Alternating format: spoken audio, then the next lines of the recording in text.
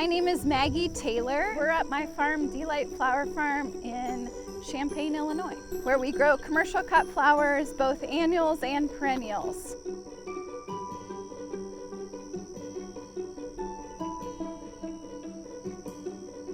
This is our annual field. So behind me you'll see a lot of our cut flowers. It's Monday morning, so the crew's showing up and we're gonna harvest these. I grew up with a mom who was an avid gardener. Her father was an avid gardener, my grandpa, so as a kid my chores were weeding and mulching, and I hated it actually. And then as an adult I mostly studied library science and was a reference librarian, sitting in front of a computer, and felt called to be outside and to be in nature with the seasons, and started growing a personal garden, and then eventually started a small CSA. The demand for flowers really grew, and the business idea organically grew right along with it. So these are some of our heavy hitters. They're what we call cut and come again flowers. So these are zinnias.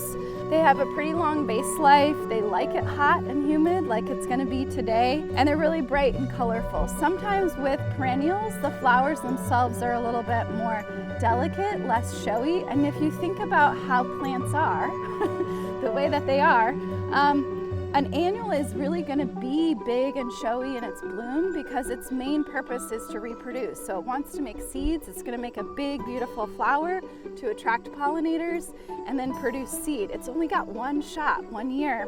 Whereas perennials, they can take their time. So usually the flowers are a little bit more delicate. Sometimes they have very specific pollinators that are matched to that flower variety, and it's a much longer process. So the flowers behave a little bit differently in terms of the way that we might use them.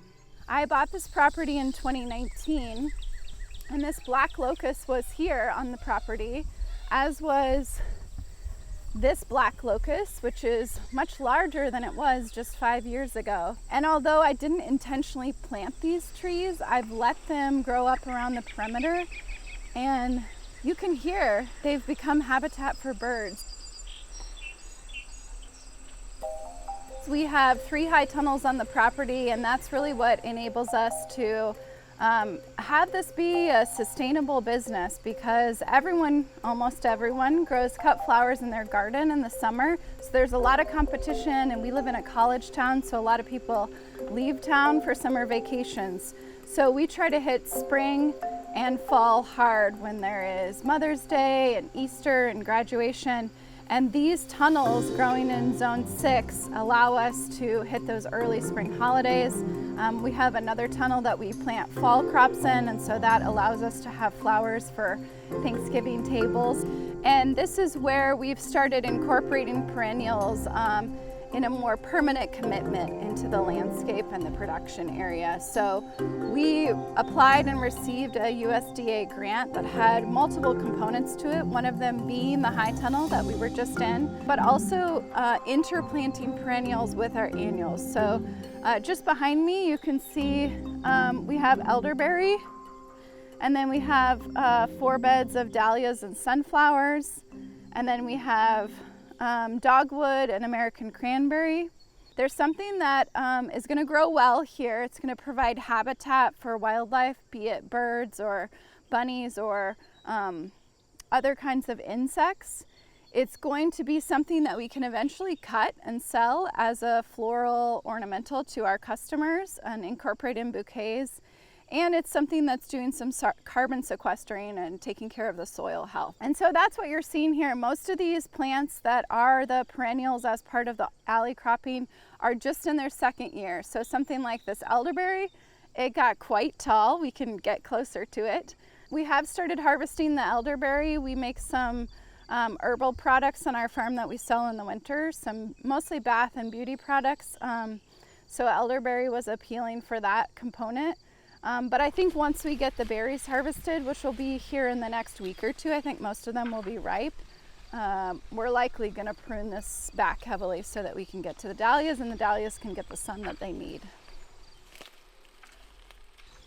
Yeah, I think there's a lot of advantages in terms of what woody perennials can do for the environment, creating habitat and carbon sequestering and reducing tillage on a property.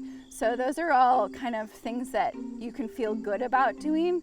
But I think in terms of, as a business, in terms of a production farm, there's also some advantages, because once you plant them, you don't have to plant them again. You cut out the labor on an annual basis when you're planting perennials. You still have the labor of cutting and harvesting them once they start to be at an age in which they're producing something usable.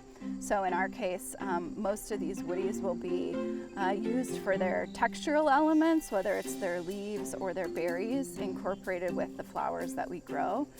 And foliage is actually something that's quite hard to find that has a nice long vase life.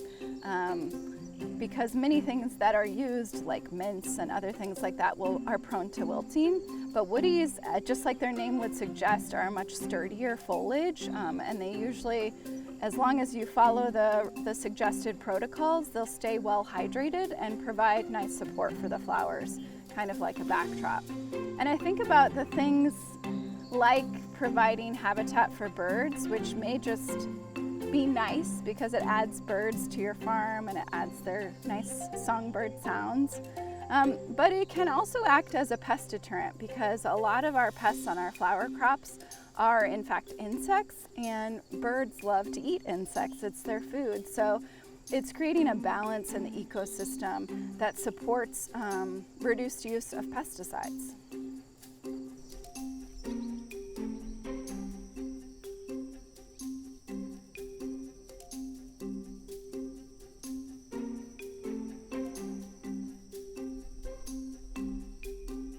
Thank you so much for visiting Delight Flower Farm. I hope that this inspires you to incorporate perennials into your own farm operation.